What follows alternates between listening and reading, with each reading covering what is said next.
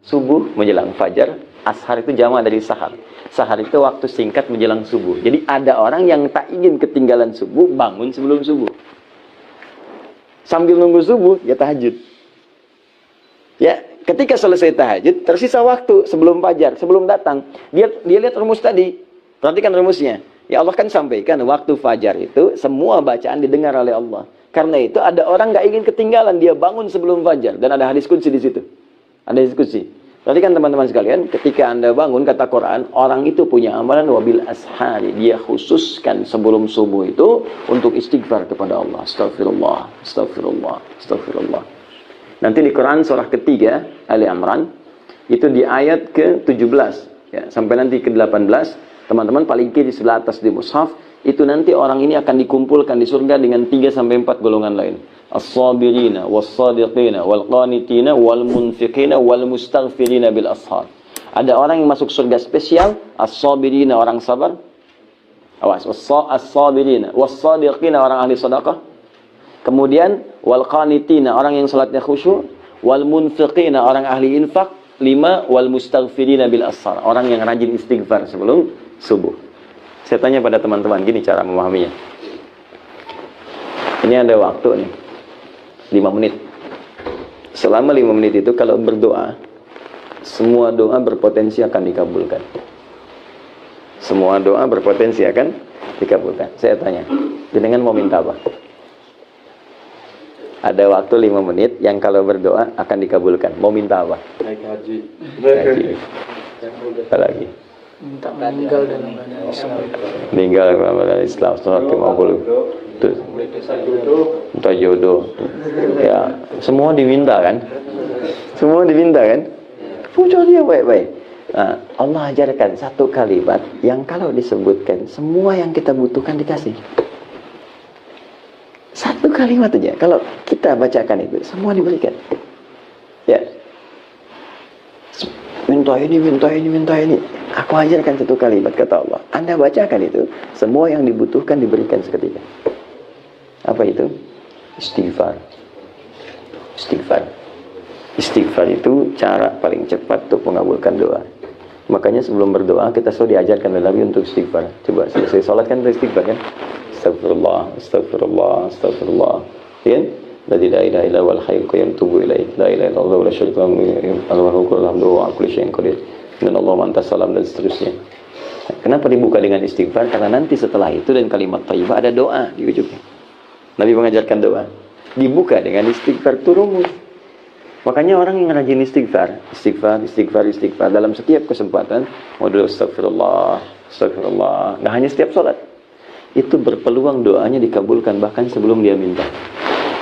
Saya pernah kisahkan di beberapa tempat kisah tentang pembuat roti. Pernah dengar nggak? Saya kisahkan ini. Jadi Imam Ahmad bin Hanbal, pernah dengar Ahmad bin Hanbal? Imam Ahmad ini muridnya Imam Syafi'i. Imam Syafi'i itu sebetulnya namanya Muhammad, punya bapak namanya Idris. Muhammad bin Idris, ya. Kakek ketiganya, buyut ketiga itu namanya Asy-Syafi'i. Muhammad bin Idris bin Al-Abbas, ya, bin As-Sa'ib. Kemudian ke atasnya ada Syafi'i. Syafi'i ini yang galangan sahabat yang di masa perjumpaan dengan Rasulullah SAW. Maka bertabaruk dengan nama kakek ketiganya disebut Syafi'i. Ya, lahir tahun 150 Hijrah, punya murid yang lahir tahun 164 Hijrah namanya Ahmad bin Hanbal. Imam Ahmad ini soleh, hafal Quran, hafal hadis, banyak hafal hadis. Satu ketika beliau tiba-tiba pengen main tuh ke Mesir. Datanglah kemudian ke satu tempat. Ketika sampai di satu tempat, ke masjid istirahat karena capek. Masuk masjid lah seperti ini. Itu imam besar.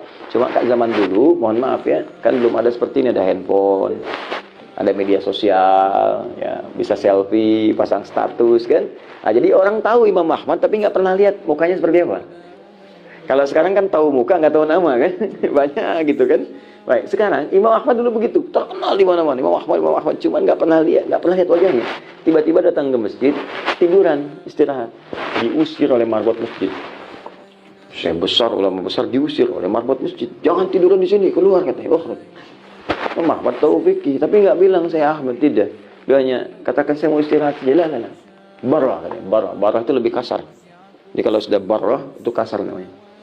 Kemudian keluar beliau, tiduran di luar. Dikejar juga, suruh keluar. ruah, kata ruah. Ruah itu lebih kasar lagi. Lebih paling kasar, ruah dari kata roh, ruah. Keluar dengan roh-rohnya sekalian. Jangan sampai engkau keluar, rohnya masih di sini. Keluar sekalian dengan rohnya. Ini Imam Ahmad pergi. Begitu pergi jalan, kemudian di pertengahan dipanggil tukang roti. Lihat kayaknya lelah gitu. Kata beliau, Syekh, ta'alu nistari. Datang sini, istirahat. Tukang roti pun nggak tahu kalau itu Imam Ahmad. Maka ketika duduk istirahat, si tukang roti ini meneruskan bikin adonannya. Setiap dia menyentuh adonan, dia ucapkan istighfar. Astagfirullah. Astagfirullah. Astagfirullah. Alhamdulillah. Imam Ahmad tahu fadilah istighfar, tapi ingin menguji orang ini. Dikatakan oleh Imam Ahmad, tadi yang kalimatnya, ma faidat istighfarika. Apa manfaat istighfar? Dikit-dikit istighfar, istighfar, istighfar. Perhatikan kata tukang roti ini. Wallahi, demi Allah, tidak pernah saya mengerjakan sesuatu dengan istighfar ini kecuali seluruh yang saya minta kepada Allah selalu dikabulkan. Cuma ada satu yang belum terkabul sampai sekarang. Apa itu kata Imam Ahmad? Wallahi, saya mohon kepada Allah sebelum saya wafat atau sebelum orangnya wafat, saya ingin berjumpa dengan Imam Ahmad bin Hanbal langsung di hadapan saya. Saya wafat duluan atau Imam Ahmad wafat duluan. Sebelum kami wafat, salah satunya saya mohon pada Allah berjumpa dengan Imam Ahmad di hadapan saya. Kata Imam Ahmad, Allahu Akbar, karena istighfar kamu ini saya tiba-tiba pengen ke sini. Karena istighfar kamu ini tiba-tiba saya masuk masjid, dikeluarin dari masjid. Padahal itu rumah Allah, dikeluarin dari situ. Karena istighfar kamu saya di emperan disuruh pergi sama roh-rohnya. Sampai berjumpa dengan kau karena istighfar. Jadi bayangkan. Jadi apa yang kita minta cepat dulu dikabulkan, istighfar. Ya, jangan lakukan itu pada saya ya. Istighfar. Nah, jadi subuh itu cepat. Makanya kalau orang tahu kata Nabi fadilah subuh, itu orang akan datang walaupun dengan merangkak. Kejar. Abdullah bin Abi Umi Maktum itu kan buta matanya. Buta. Dia minta keringanan pada Nabi, ya Rasulullah, Ali ya Rasulullah, ya Rasulullah, boleh enggak? Saya ada keringanan untuk sholat subuh. Ya, zuhur asar saya ke masjid. Maghrib isya saya bisa i'tikaf, tapi subuh ini agak susah, agak berat. Ya karena buta, matanya tidak bisa melihat, jarak masjid agak jauh. Apa jawab Nabi? Perhatikan kata Nabi. Atas ma'ul adzan, diriwayat lain atas ma'ul nida, masih kedengaran enggak adzan? Kata beliau, bala, ya. Nah, ini artinya kalau adzan subuh, khusus untuk subuh khususnya ataupun umum yang lain, yaitu kalau bisa untuk adzan itu yang paling penekanannya kekuatan suara, bukan lagu. Ya karena dulu memang nggak ada mic seperti ini, jadi terdengar. Ya, nah, kalau sekarang mungkin sudah ada mic, minimal untuk kita yang terdengar itu bisa lebih sampai. Jadi pakai mic nggak ada masalah untuk saat ini, kalaupun suara agak rendah. Tapi kekuatan itu penting sampai untuk mengingatkan supaya orang tahu untuk datang. Ya, jangan sampai nanti suara mendayu-dayu malah ngajak orang tuh terus tidur ini. Baik. Fokus ini. Atas maul adzan, atas maul nida, kedengaran adzan enggak? Ya Rasulullah. Kata Nabi, perhatikan kalimatnya. Madum tatas maul adzan fa'addiha fil masjid. Sepanjang masih terdengar adzan, tunaikan ke masjid. Perhatikan cara baca sahabat. Gini ya. Antum nih sudah sepuh. Mata nggak bisa lihat, jarak ke masjid agak jauh. Kendaraan nggak punya, jangankan mobil, motor, sepeda pun tak punya, masih diminta ke masjid. Masjidnya tiangnya pelepah kurma, atapnya daun-daun kurma. Pertanyaan saya, masih mau ke masjidnya? Kalau cara bacanya kewajiban, jadi beban. Tapi kalau cara bacanya seperti sahabat, jadi motivasi. Perhatikan cara memahami Abdullah bin Abi Maktum.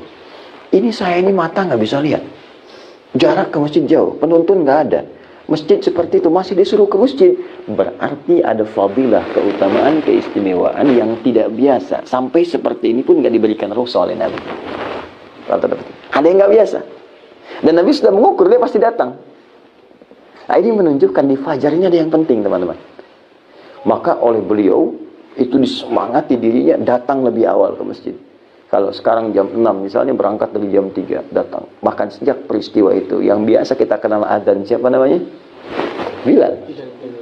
Sejak peristiwa itu, adzannya kemudian menjadi milik Abdullah bin Abi Umi Maktum. Bahkan khusus nanti saat masa Ramadan, jadi 2 kali adzan. Jadi menjelang fajar, kemudian ada adzan Abdullah bin Abi Umi Maktum. Setelah itu Abdullah bin Mas'ud ngaji, ya kurang lebih 50 ayat. ya 15 menit sebelum masuk ke subuh. Setelah itu kemudian baru Bilal adzan untuk menunjukkan subuh tiba. Sampai sekarang peristiwa itu terabadikan di Madinah, adzannya 2 kali untuk subuh. Jadi kalau teman-teman kesempatan umrah atau haji, di Madinah 2 kali adzan itu.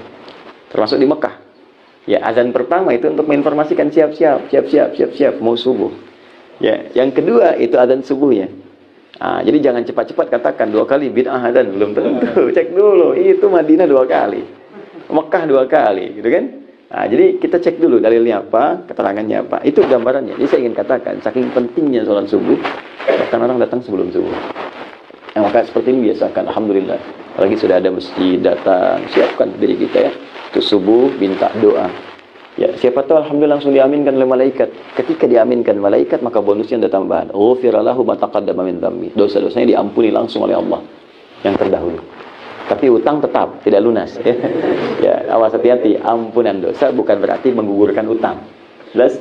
Jadi minta amin amin amin. Makanya malaikat jadikan goib supaya kita bisa teruskan doa. Wah, kalau tampak nggak jadi berdoa. Ya Allah ampuni dosaku. Amin. Ini siapa? Malaikat maut. Jelas ya?